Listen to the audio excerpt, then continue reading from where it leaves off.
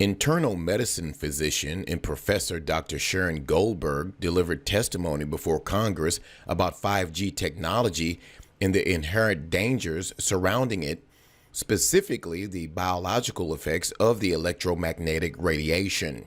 Pay close attention to what she is talking about in this video. And please leave your comments below the video, and you will also find links to the dangers of 5G radiation technology below this video. And committee members, thank you very much for the opportunity to speak.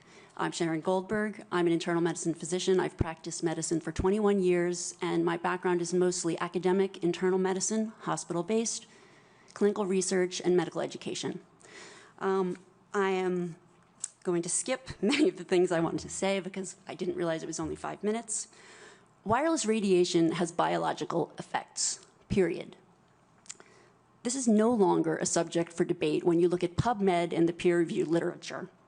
These effects are seen in all life forms: plants, animals, insects, microbes. In humans, we have clear evidence of cancer now. There is no question. We have evidence of DNA damage, cardiomyopathy, which is the precursor of congestive heart failure, neuropsychiatric effects. So 5G is not a conversation about whether or not these biological effects exist. They clearly do. 5G is a conversation about unsustainable healthcare expenditures. Why do I say this? We've been sitting on the evidence for EMR and chronic disease for decades. And now we are seeing all these epidemics appearing. So diabetes is the first epidemic. I think most of you know the statistics. They're very scary. 1 in 3 American children will become diabetic in their lifetime, and if they're Hispanic females, the number is 1 in 2. Okay. So what does this have to do with wireless radiation? Wireless radiation and other electromagnetic fields, such as magnetic fields and dirty electricity, have been clearly associated with elevated blood sugar and diabetes. That is what the peer-reviewed literature says. It is not opinion. The closer you live to a cell tower, the higher your blood glucose. That is based on hemoglobin A1C measurements. So the idea with small cells of putting the cells closer to people's homes and bedrooms scientifically is very dangerous. And from an economic perspective, it's dangerous. And you may not know this. I was shocked to find this out. But the way you create a model of diabetes in rats in the lab is by exposing them to 2.4 gigahertz. And this is not for long-term exposure. So I don't have time to talk about the costs, but the huge problem with diabetes really is chronic kidney disease.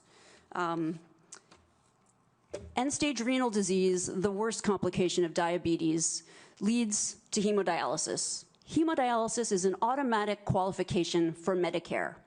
And if you don't qualify for Medicare, we still have to dialyze the patient. And the state ends up paying in many different instances. So renal failure is 1% of Medicare, but it takes up 7% of all Medicare expenditures. I don't have time to talk about this anymore, but once again, so the other epidemics that clearly link from the science with electromagnetic radiation are related to mental health. And this is straight from PubMed. This isn't my opinion, this is science. Dr. Okay? Goldberg, for those of us who aren't physicians, what is PubMed? I'm sorry. It's just it's our National Library of Medicine. This is where you would go. This is just the peer-reviewed literature. So we have 3 epidemics that clearly, they're essentially one epidemic. We have deterioration of mental health in the United States. And if you look really at the science, what does it show? And these epidemics are our suicide epidemic,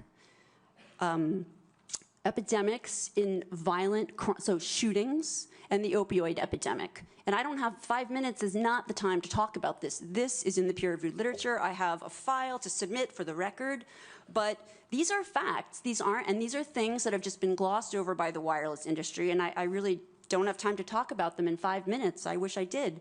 But we need to examine our epidemics in the context of our EMF exposures. What does that mean? That means that the CDC, tracking these epidemics, we need to start measuring how much radiation are people being exposed to? And before we roll out 5G, and this means there are 4 kinds of electromagnetic fields that we know are harmful to human health. So radio frequency radiation, magnetic fields, dirty electricity, and electric fields, okay? Our exposure, any given person, and all humans are affected by EMFs. Our given exposure has nothing to do with the research that my colleagues are going to cite, with the National Toxicology Program. That is an assessment of the risk of 1 cell phone in the near field, okay? What is our exposure in a day? It's not 1 cell phone. It's cell phones, it's multiple wireless networks, it's smart meters, it's cell towers. It's this sandwich, and it all adds up. And this is a serious problem for occupational health, public safety, and personal safety. And I feel that it's irresponsible to be even talking about the Internet of Things and rolling out a new untested technology when we're not even measuring what are our current exposures from the current networks. Dr. Appreciate